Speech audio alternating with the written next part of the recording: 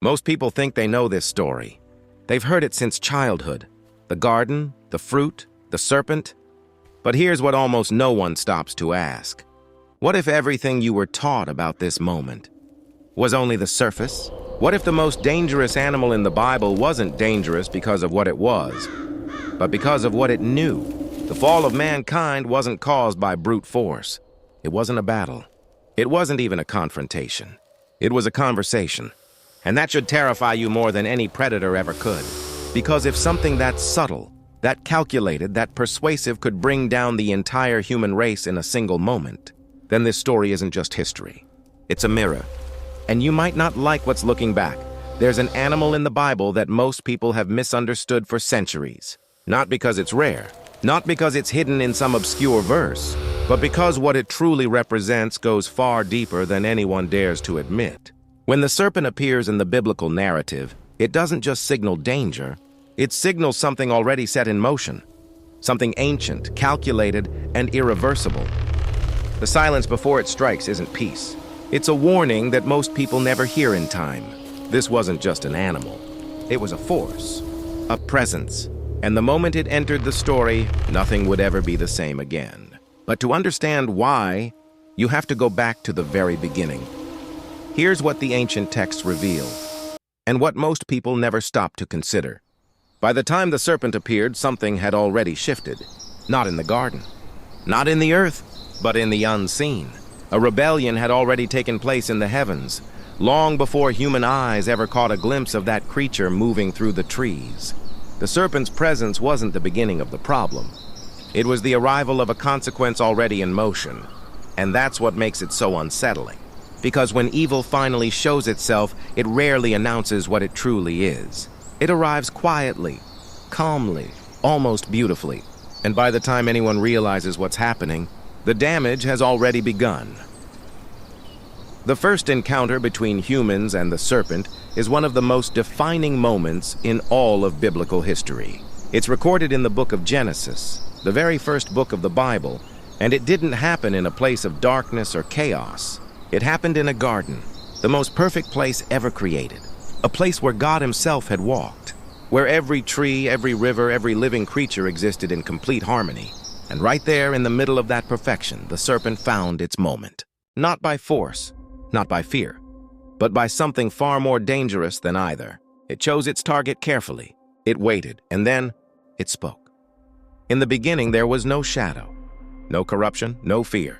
The Garden of Eden existed in a state that the human mind today can barely comprehend, a world untouched by sin, by death, by the weight of guilt.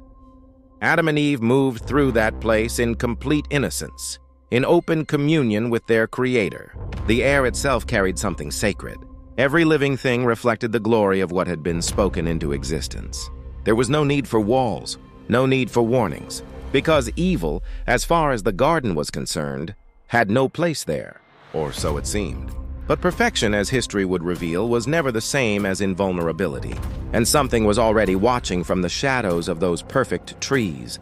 Among all the creatures God had made, the serpent was described as the most cunning, not the most powerful, not the most fearsome, the most cunning, and that distinction matters more than most people realize.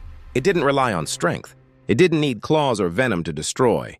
Its weapon was language, precision, the ability to move through a conversation the way a blade moves through silk, smooth, silent, and devastating.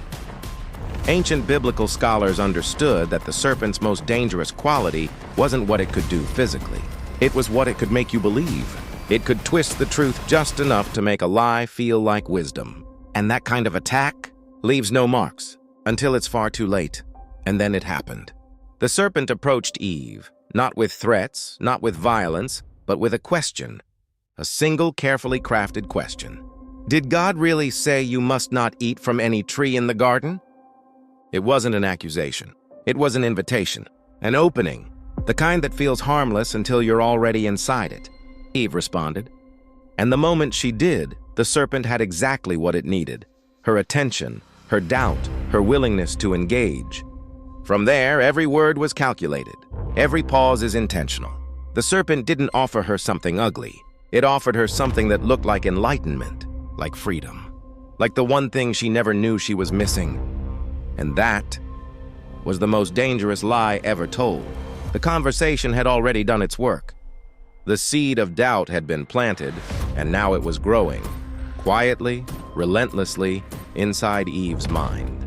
She looked at the tree. She had looked at it before, countless times, without a second thought. But now it looked different. The fruit seemed richer, more luminous, almost calling to her. The serpent's words echoed with a strange kind of logic that felt almost undeniable. You will not surely die. You will be like God. And in that suspended moment, that terrible, fragile silence between knowing and choosing, the entire weight of human history hung in the balance. She reached out. Her fingers touched the fruit, and something deep in the fabric of creation held its breath. She ate, and then Adam ate. And in that single, irreversible moment, the world changed. Not slowly, not gradually, instantly. The air that had once carried something sacred now felt heavy. The light that had bathed the garden in warmth now seemed distant. For the first time in human history, shame existed, fear existed. The sound of God walking through the garden, a sound that had once brought comfort, now sent them hiding behind the trees. They covered themselves, they ran, because something fundamental had been lost, and deep in their souls they already knew it. The garden was the same. The trees were the same, but nothing would ever feel the same again. And the consequences were only just beginning. The serpent in the Bible was never just an animal. Biblical scholars, theologians, and ancient interpreters have long understood that what moved through the Garden of Eden carried a spiritual weight far beyond its physical form. It was the embodiment of deception itself, a living symbol of how temptation operates.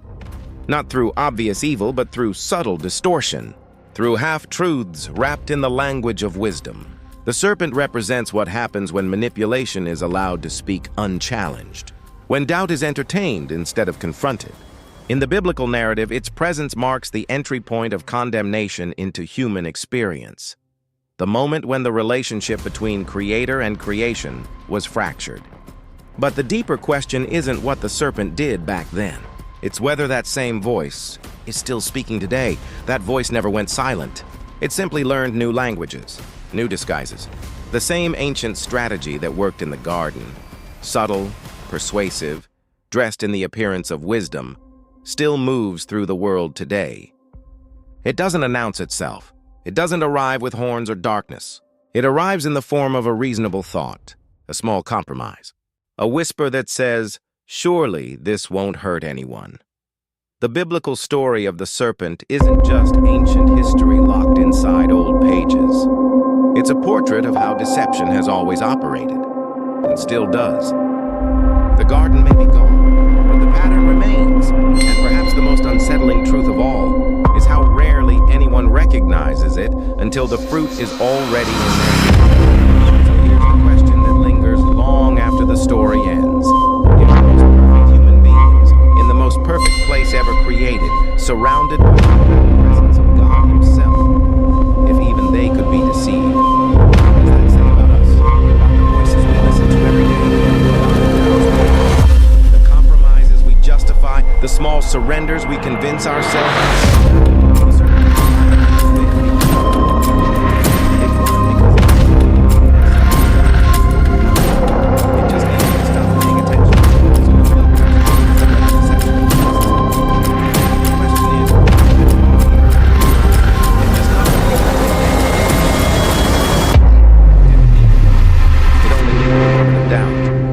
In that moment, the entire course of human history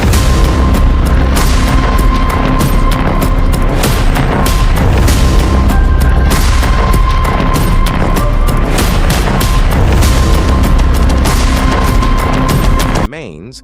The one that only you can answer is this. What voices are you entertaining right now? What half-truths have you already started to believe? What fruit are you still holding in your hand? If this story made you see something differently today, drop a comment below. We want to hear what stood out to you.